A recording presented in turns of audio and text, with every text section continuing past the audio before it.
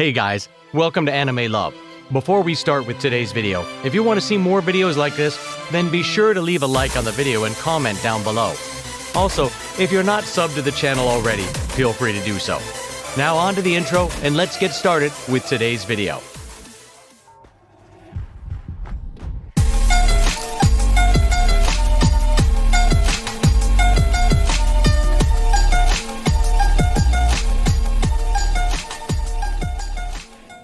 Hey guys, today we're going to give you the top 10 facts about Future Diary Mirai Nikki.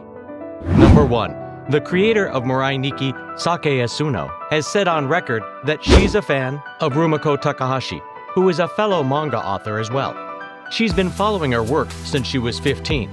Takahashi is best known for her lighthearted, funny, and romantic works. However, Asuno is reportedly a much bigger fan of Takahashi's Mermaid Saga, which explores a much darker theme compared to her other works.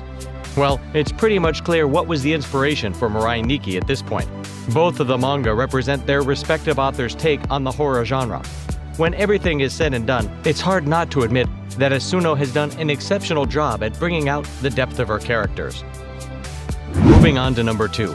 All of the participants in the game of Mirai Nikki represent a god from the Roman pantheon, with Yukiteru Amano named representing Jupiter, Yuno Gasai representing Juno, Takato Hayayama representing Vulcan, Kigo Kirisu representing Mercury, Risuke Hojo representing Ceres, Tsubaki Kasano representing Proserpina, Marco Ikosaba and Ai Mikami representing Mars and Venus respectively, Kamado Ushita representing Vesta, Menene Uru representing Minerva, Kariudo Shikishima representing Diana, John Bacchus, as the name suggests, represents Bacchus, and Yamotosu Hirasaka represents Pluto.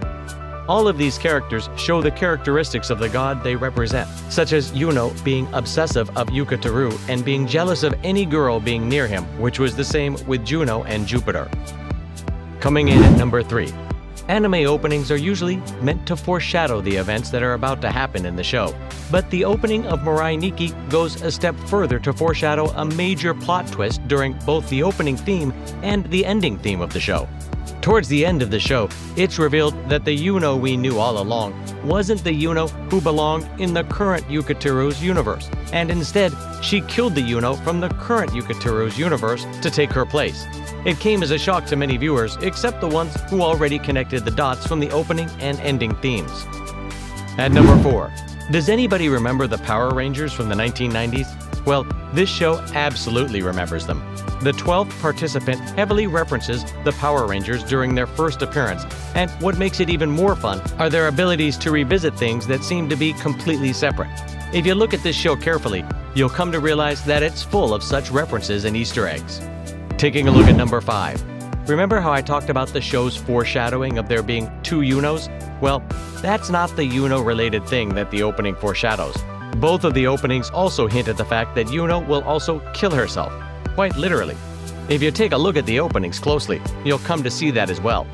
Talk about dark, huh? Definitely not a show the kids should watch. Moving on to number 6. Murumuru is named after the demon called Murumuru. Murumuru is the Duke of Hell, where he teaches philosophy and can help the souls of the dead get the answers they need to any question. He rides a griffin, and 2 ministers ride before him playing trumpets to herald his arrival. Murumuru also carries a trumpet and seems to have powers over the dead, making the reference even stronger. At number 7. Anime and gaming are very popular among millennials, and it only makes sense that the creator of Mirai Nikki had to find a way to integrate the gaming world into the movement. There's a corresponding game entitled Future Diary, the 13th Diary Holder. The character in the game is a young girl who possesses the video diary, and users play the game as the girl. It isn't clear if the game is the same continuity as the anime and manga. However, in 2012, the game was re-released with graphics and voice acting to match the anime. Moving on to number 8. Marco Ikosaba is one of the diary holders. His character design is a lot like that of Mondo Awada from Danganronpa. They also have similar backstories revolving around the guilt of being responsible for the death of someone close to them. The video game series is also about a killing game that students are forced to participate in, so it likely isn't a coincidence. And at number 9. At the end of the Redial OVA, John Backus is seen holding an item that appears to be a Death Note, the book in the series Death Note with which a person can use to kill people by writing their names in it. The implication of him having it seems to be that it is also acting as a future diary, and that the game is going to start over. The fact that it looks like a Death Note is likely a wink to the fact that Death Note and Mirai Nikki have similar death game concepts. Well, all the more reason to watch Future Diary. And finally, number 10. Yukiteru Amano is the main character of Future Diary. He's 14 years old and ends up being sucked into this game of Future Diary by his friend Deus Ex Machina, who is the god of space and time. Yukiteru's last name, Amano, is made up of the kanji Ama and No. His name literally translated into English is Yukiteru belongs to the sky.